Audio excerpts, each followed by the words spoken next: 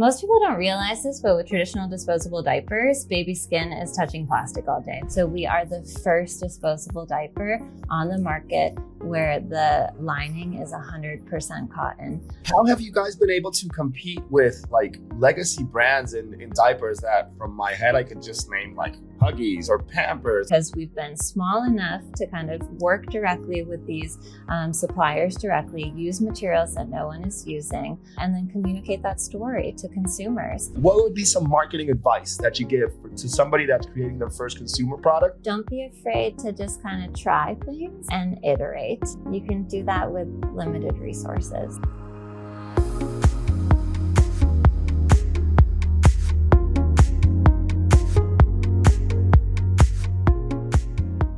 Hey everybody, thank you for listening. My name is Andres Figueira and I'm going to be your host for the day. This show is brought to you by the Global Talent Company, a company that's connecting top remote professionals from Argentina, South Africa, and all over the world with leading tech companies worldwide. So if your team is looking to hire world-class talent from South America, from South Africa, or anywhere really, just head on over to theglobaltalent.co and see how we can help. And today with me, I have Moira Finicane, Head of Marketing at Kudos, a brand of sustainable, disposable baby diapers that is known for its 100% cotton liner that touches the baby's skin instead of plastic. So this offers a breathable and natural alternative. So Moira, thank you so much for hopping on. How are you doing? I'm doing really well. How are you doing? Excited to be here. I'm doing very well as well. Can't complain. Happy that it's Friday and happy to be learning all about you and what you're doing at Kudos, Moira. So could you tell us a little bit more about what this company is, how you guys set yourselves apart being just a diaper company is my understanding. Yeah, no, absolutely. So most people don't realize this, but with traditional disposable diapers, baby skin is touching plastic all day. That lining that is touching baby skin is 100% plastic most of the time. I know that was a shocker to me. It's one of the reasons I joined Kudos. I learned that diapers are the third largest consumer item in landfills, which is just unbelievable. It's not actually unbelievable when you think about when you're a parent like I am and you see how many diapers you go through in a given day. But it is unbelievable when you think of like the waste and the plastic that is going into the environment. So Kudos is on a mission to get as much plastic out of the disposable diaper as possible, especially when it comes to what's touching baby skin. So we are the first disposable diaper on the market where the lining is 100% cotton. So not only is cotton soft and sustainable and better for the environment, it's also the number one doctor recommended material for rash and eczema. So we're all about being safer for baby sensitive skin, safer for the planet. And because we're founded by an MIT engineer and like overall badass, like not compromising on performance, because no parents are going to use this if it's leaking through the night and not providing that reliability. So parents never have to compromise on that performance either. That is crazy. So you guys are the first diaper that's actually using cotton lining and not plastic. So this is excellent for, now my understanding is breathability. And how have you guys been able to compete with like legacy brands in diapers that from my head I could just name like Huggies or Pampers that I feel are the most known, but apparently they're not the best to use? Yeah. And our founder actually started her career off at Procter & Gamble. This is where she kind of got exposed to the consumer absorbance world and got exposed to just how much plastic is in the consumer absorbance products that we're using. And we're able to compete because we are truly differentiated. And because we are small, it allows us that flexibility to do things a little bit differently. So cotton is a natural material, which is great for skin, not so great always for the traditional like diaper equipment that is used to working with synthetic plastic-based materials. So we really had to partner very closely. And I think this is something that we did really differently. And for context, I'm employee number 3 at Kudos. I've been there for almost 6 years. It's on the first day I started, I found out I was pregnant with my first. Now I have 2. I call it my third baby. Kudos is my third baby. So like, I feel like even just the product development side is so special to me because I think we did it so differently. Instead of letting our manufacturing partner make all of the decisions and source all of the suppliers, our team was the one making those relationships with the suppliers, working with suppliers on their innovative pipelines to develop new materials, so that we could do things differently. And that's why we're able to compete, because we've been small enough to kind of work directly with these suppliers directly, use materials that no one is using, and then communicate that story to consumers. And what we found is consumers really want safer alternatives for their baby. We're able to fill that gap, and there's been a really strong resonance with that. Wow, that is amazing. And I totally empathize. Like, I'm not a parent, just to make that caveat here.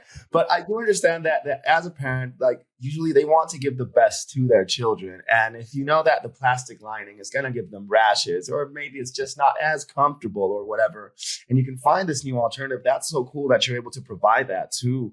I think what our audience really cares about too is, plastics are harmful for the environment, but plastics can also contain harmful chemicals that can absorb into your skin. So when you think about diapers, diapers are the item that your baby is sitting in the longest, 2.5 years. Like, that's 2.5 years of baby sleeping in, like, playing around in this diaper. So that's why it's so important to us. Like, what's touching baby skin matters, especially when you have these potential exposures to chemicals. Of course. And Moira, I saw from your experience that you also worked as, I believe it was marketing manager at Uber for a while as well. Yeah. And now you're marketing with Kudos, which is diapers. Like, could you maybe elaborate on the difference between marketing for a tech giant and now for more, I believe it's more, I want to say, like, a common product for the everyday use, because it's something that we'll always need. Like, we'll all be babies. Babies will keep coming. Diapers will always be needed. So how's that change? Yep. No, it has definitely been a big transition. A lot of things are similar. Like, I've always gravitated towards working in startup environments. So I worked at, I moved to New York for my husband's residency, and I got this amazing opportunity at Uber Eats while it was still in its infancy to head global product marketing for couriers. I was the first global product marketing manager dedicated to couriers for the company during a time of, like, tremendous growth for Uber Eats. So I think when I started, Uber Eats was live in about, like, 40 cities, like, in, like, maybe globally. And by the time I left, we were live in, like, thousands of cities globally. And as you saw from my background, I have only worked, prior to Kudos, I had only worked on, sort of marketplaces. So these kind of, like, tech, the tech world. Going to a consumer product was, like, definitely new for me, but I've really loved it. And while there are, like, differences, I've had to learn, like, how you deal with, like material outages and inventory, like, constraints, and that has definitely been a boot camp and, like, a learning curve for me. But there's so much that I, like, take from my Uber Eats experience. It was just an incredible experience. I worked with incredible people. To be part of a rocket ship like that is just a bit of, a really unique experience. And what I credit Uber Eats with is I got such amazing exposure to both the eat side of the business and the ride side of the business, because I was working initially on courier. Then I expanded to cover restaurants globally as well. But because I got exposure to both, I got to see, like, all of the marketing teams across all of the companies. So in this more startup environment of, like, the Uber Eats side, where we were super, super, super scrappy, and Uber is just scrappy in general. But then on the more established, like, driver side, so it was, like, my foray into seeing, like, all of the, like, marketing teams that come together to make it happen, and understanding like what their rules were, how they worked. And I had access to those teams, but I also wasn't on like the consumer side. So I had more limited access to those teams, and I had very small team myself. So I had to be super prioritized around like what my asks were for those teams, which meant that if I couldn't get prioritized with those teams, I had to do it myself. So I feel like I got a really great exposure to like, okay, what PR can do for you, what a big agency can do, and what a big kind of like $1 million like brand campaign can do. And I got to work on some of those in conjunction with the driver team, but then also like how you can just kind of send an email out yourself and like do scrappy things and create a presentation, like an educational presentation for restaurants yourself, and like still have like a big impact. So I got just exposure to a ton of marketing teams and what they did at Uber, but then also recognize, okay, what can I do since I can't have access to all those resources all the time? And I think that really positioned me well for going into mega startup life at Kudos, where I was employee number 3, where I started before we had a product and a website. And, you need to go from like 0 to now live in 1,000 Target stores. It means that you really have to kind of prioritize what you're going to do yourself and what you're going to get outside resources for. Okay, so like being in the startup environment at Uber actually prepared you to get even more scrappy, as you mentioned, with Kudos, because like talk to me about startup life, and I totally get it. It's sometimes teams don't have time to help you out with something, and it's better to just do it yourself in order to get it done in time. But it's so nice that served as like a proper training for what you were about to live with Kudos. And tell us a bit more about how it was at the beginning, like marketing a product that you didn't even know. And I imagine that Uber Eats and Uber in general, it has more of like a general demographic, but I feel like parents may fall, although there's all ages for parents. I feel there's more like a general between like 25 to 35, maybe. Not sure if I'm hitting it correctly, but if you could elaborate on that, it would be amazing. Yeah, no, it is really wild to look back on like where we were at Kudos, and just like all the foundations that had to be laid to where we are now. And I think in those early days, if I like look back and kind of see what was important, I really think it's important. And what we did well was setting the marketing foundations from the start. And by marketing foundations, I mean, okay, what is your product? What makes it different? What are your value props? Like, why do customers want to buy this product from you? So in our case, the diaper. What do we stand for? What our mission is, and what don't we stand for? So that values kind of messaging was really important for us. And then that allowed us to really hone in on who our target audience was. And you're right, Uber and Uber Eats has a very general audience. Like with Kudos, we're targeting those expecting parents, we're targeting new parents. And we got even further into a niche early on that's been expanding. But what was really successful for us early on was kind of honing in on the niche of like natural-minded parents who do so much research before they buy a product for their babies, because they really care whether it's like what their baby's eating or what's being put on their skin. They really care about all of the ingredients that are going into that product. And so the approach we took was, okay, we have to educate around why we're different. We have to be super transparent about our materials, because we know this is what our customers care about. And we have to be very clear on why we are different. Other diapers have your baby sitting in plastic all day. Kudos is the only one where your baby's sitting in cotton all day. So we took an educational and kind of content-based strategy, blog posts, our website, our own channels like email and social, to communicating that message. And then we partnered with leaders, particularly influencers in that target niche that we were looking for, the non-toxic mom space, so that they could be educators for us and really spread that message. Wow. So in terms of education, you guys used user-generated content with influencers to like get people going and have, I imagine, is more of like a testimony online that the diaper is actually good and that it works. Because I imagine you as a starting mother, when you entered Kudos, did you get to try them out? Like, can you bear witness to their effectivity? My kids are like the OG Kudos testers for sure.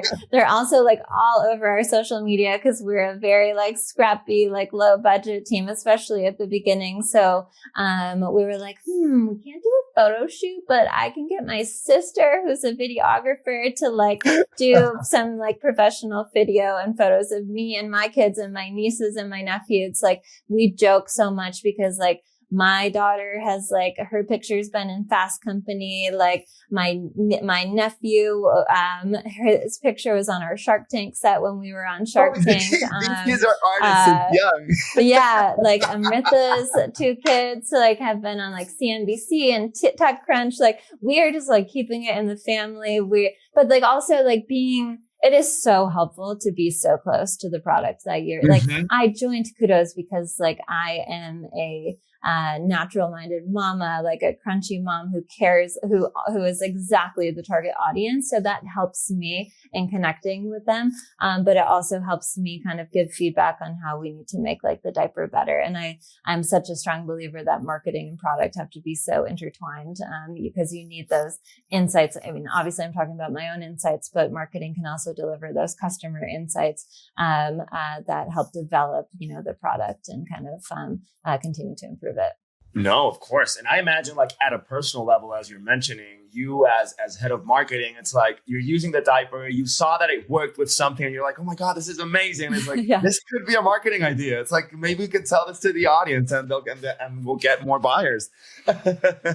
Absolutely. No, and I was going through all the same shared experiences as our target audience, because like I said, I found out I was pregnant the first day I started. After 3 years of trying, by the way. So I took that as like a very serendipitous sign. But that's so nice. Congratulations. Yeah. Now that you're on your second one and everything, that's so cool. Yeah. And okay, I have another question, because I feel that like, and I only have these, like your two main competitors in my mind because it's the only brands I've ever known. But I feel it's like kind of a crowded market with all those diapers that already exist. But did you have like a go-to strategy for cutting through the noise when you launched Kudos and when you wanted to like make a stand and mark yourselves apart and make a difference? Was there like a standard procedure for that you guys could elaborate on? Yeah, I mean, it goes back to really being honed in and super focused on communicating our differentiation, and also being aware of what other like diapers in the market were bringing to the table, like why people were using them, what their kind of value props were, and then being super clear on how Kudos stood out. So I think in terms of what has been most successful for us in growing the brand and cutting through the noise, has been partnerships with influencers, particularly on Instagram, particularly moms who are leaders in the non-toxic space. Actually like because of our content strategy, because of the blogs that we put out, because of the organic social content that we put out that was so focused on education, on building credibility around our product, and on differentiation. What we found was these people, a lot of our key influencers that ended up driving so much growth for us early on, they actually reached out to us. And that's not to say that I wasn't like doing so much Instagram research and Google and like DMing like everyone I could like think of. And I will say cold DMs go a lot farther than you think. But to be honest, Many of our initial influencers actually reached out to us, which I do credit with that educational content strategy that we set as like our initial priority, because they do so much research. They identified that there was a real true gap, that like natural diapers were just not as natural as they were saying they were.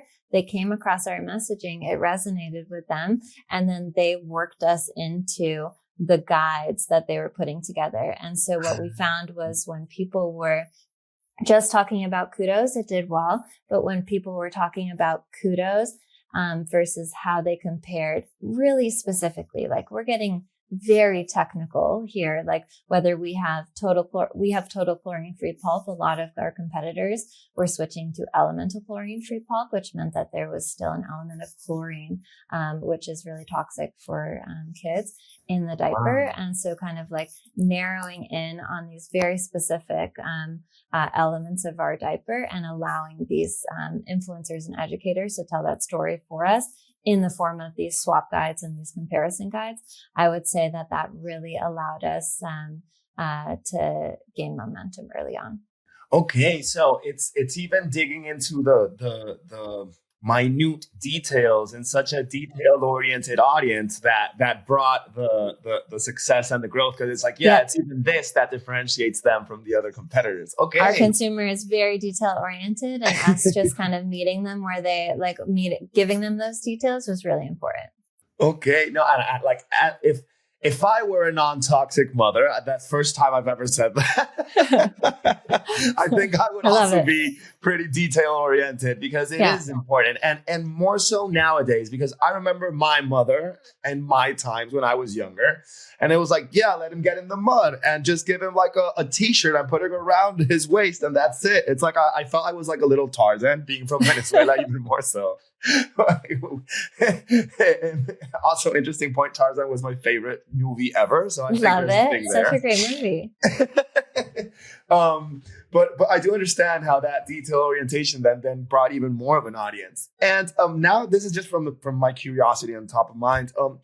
Moira, are you guys thinking of maybe putting out other products? I'm just thinking now, like, I don't know, adult diapers, because I don't even know if that's a market you guys want to get into, but it's diapers still. I'm like, is that? Oh, yeah. No, absolutely. Yes. No, we definitely have a whole kind of roadmap of additional products that we hope to expand into. I think like within the baby space, and I'll get to adult diapers because adult diapers like absolutely super interesting market for us. Within the baby space, we see swim, we see training pants. We really want to kind of like give our consumers like what they're asking for. They're asking us every day for those products, especially training pants, so that we can extend the life of the consumer and really kind of be with our consumers for a longer period of time. And apologies for the interruption, just so that I understand better. It's training pants for the kids once they grow up. But training pants is for the kids who are potty training. So, so my daughter's almost 3. She's like she's like 75% potty trained.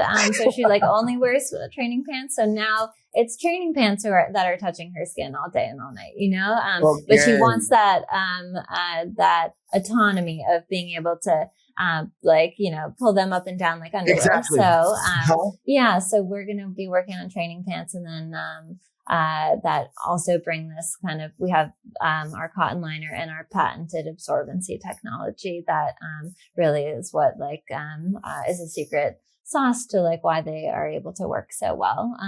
I love secret sauces. Secret sauces are the best. And secret sauces with MIT engineers at the helm are like really sophisticated. You want to get that, and it's like an aura of mystique around the product that everybody will just want to get their hands on and see what's up with this. They'll pour water on it just to check out. We get a lot of that. But adult diapers are 100% on our radar. Adult diapers are a huge market, and we know that our whole premise is the there's a reason that the doctor recommends cotton underwear for adults, you know? We want to bring that to the like diapering world. Your skin should touch cotton all day. And so, yes, absolutely. We want to bring this to the adult market as well. We see that as a huge opportunity. Actually, after our Shark Tank airing, where we got to deal with Mark Cuban and Gwyneth Paltrow, which was so exciting. And So just cool. a real Shout out to Shark ride. Tank then. Yeah. We got so many inbounds asking about whether we were getting into the adult diaper market.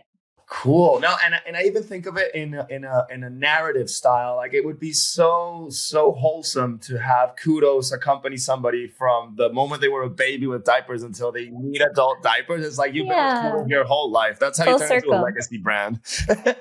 I love it. Okay, we'll do it. It's so nice for real. And Moira, in terms of this product, that I feel the diaper is, or at least the diaper you guys offer, is a bit more premium than the plastic one that they must put in stores that must be so cheap to manufacture and make in bulk and everything like that. Is there like a specific approach in how you market this premium product in such a price sensitive category? Because I imagine if you guys make it much more expensive than a regular diaper, then maybe the audience or the general audience won't be able to buy that. Yeah. So our whole approach has always been, we want to make our diapers premium but accessible. We do have to offer a higher price point than your Pampers or your Huggies, because we are using premium natural materials that cost more. Our goal is that, these materials become so mainstream that we kind of increase supply of them and the prices are able to go down. Like, honestly, like that's what we're working towards. Like, we are in it to make this as accessible as possible. But at a premium price because of the premium materials that we're using. But we are much more affordable than a lot of our competitors in the natural space. And we really try to keep our price point accessible, more accessible, like than some of the other offerings, like so that everyone can have access to diapers that are better, honestly, for your baby's health and your baby's skin, because skin health, when you're that young and your skin organ is still developing, is really important towards other health. Like studies have shown that, exposures to chemicals can disrupt reproductive and endocrine systems. So we are all about that premium but accessible strategy when it comes to our price. Okay. No.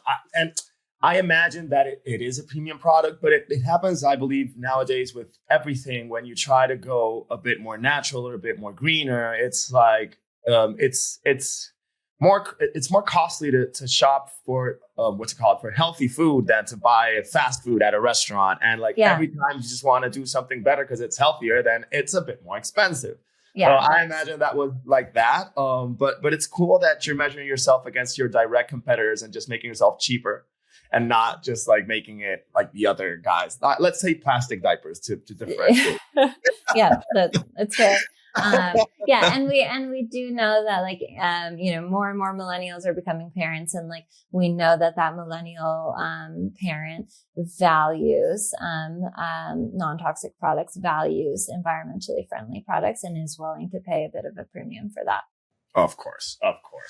And Moira, have you guys from the way you've talked to me about the story of Kudos, have you marketed yourselves? I think this hasn't been an issue, but have you had to keep your guard up with greenwashing, with skeptical consumers that say, hey, this isn't like this, or this is not legit, or has it been just a general acceptance from everybody?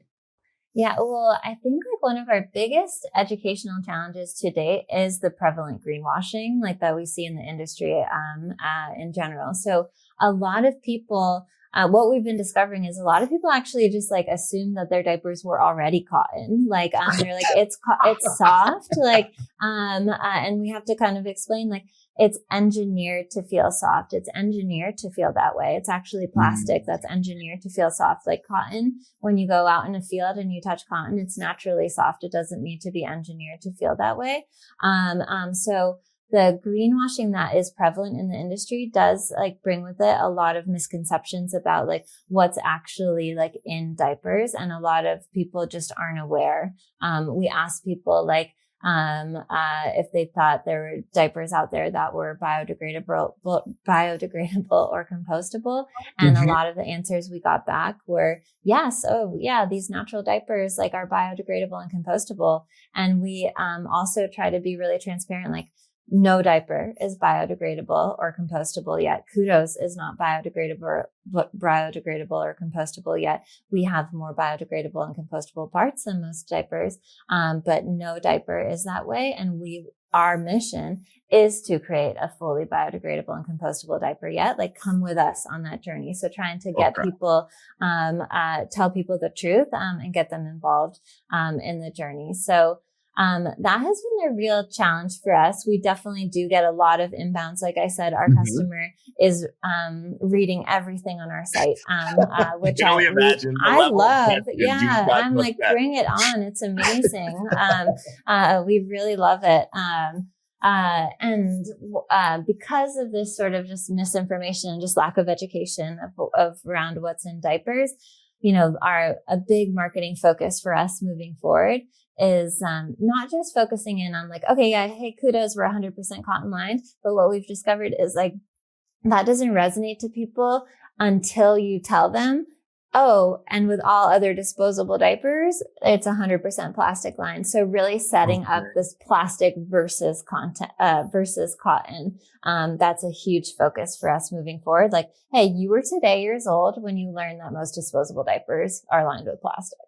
I love it. So you're like creating this narrative of choosing sides. Are you on the cotton side or plastic side? And if you're on the plastic side, let me tell you, you're not on the right side of history. Easy choice. Yeah. Kudos to a better choice is what we say. Yeah. And right now when I was hearing you speak, like, I'm not a native English speaker, but I was like, tonight I'm going to say biodegradable and compostable as many times as I can. I could not say it. And I say it all the time in my job. I was like, what is this word that is tripping me up? Yeah. I love that. I was like, what is this tongue twister that she's nailing so well? Oh my God. Barely. Yeah. And Moira, I know that we're almost at time, but I did want to ask you one more question. And this one is more for anybody in the audience that is listening and that might be a founder or CEO who's launching their first consumer product. But what would be some marketing advice that you give to somebody that's creating their first consumer product that you would have loved to know when you were starting out? Oh, I love it. I might have a couple. One is take the time to build your foundations correctly. I feel like I sound like a broken record here, but I've been in marketing for 20 years now. And I feel like, prior to Kudos, like I was in environments where the foundations were already laid, but I felt like they were a bit shaky. And so you're always like constantly playing catch up. What Kudos was super scary, but like, it's also really liberating to set the foundations out from the start. So like, take the time early on. You do not need a big budget or like marketing team. I was a team of one up until last year. I just want to be clear about that. But take the time to build your foundations correctly. And foundations are your, value props, your core brand, who your target consumer is, because that is going to make decision making so much easier. It's going to mean that you don't have to reinvent the wheel every time a new request or a new partnership or a new campaign comes up. You sort of have those foundations set. I just can't emphasize that enough. And then the second piece of advice is like, don't be afraid to be scrappy. I think that's another thing. I think I used to take this like approach to marketing that I had to be like perfect and that I needed like this whole big team like that specialized in all these different things. But what I'm realizing is that like you can have fun with it. You can do things fast and you can learn fast from them. If it's not perfect, get it out there, because you're going to get good insights from it, that are going to lead you to even better kind of ideas moving forward. So, don't be afraid to just kind of try things, and iterate. And you can do that with limited resources, or you can just create it yourself and get it out there. I love that. I love that. And I totally agree. And I feel like when you're mentioning how important it is to have the foundation set at the beginning, it's like this French term mise en place about cooking, where you need to have everything ready for that. In the moment that you're actually having to do things quickly, everything's all set and you don't have to waste extra time. So I think that is super, super wise. And hopefully anybody in the audience will be able to take that away. And Moira, one last thing is, for anybody that's listening to us, that's a first-time parent that has a newborn kid, where can they get Kudos? Yeah, so you can find us on mykudos.com, and we're also in about 1,000 Target stores nationally and on Target.com. Nice. That is so cool. Congratulations. Thank you. But awesome. Without further ado, thank you so much, Moira, for hopping on the episode. It has been a pleasure, and it has been super interesting to hear everything from your experience to what Kudos is. So thank you once more. Yeah, no, so great talking with you. So great to be on here, and thank you so much. Likewise.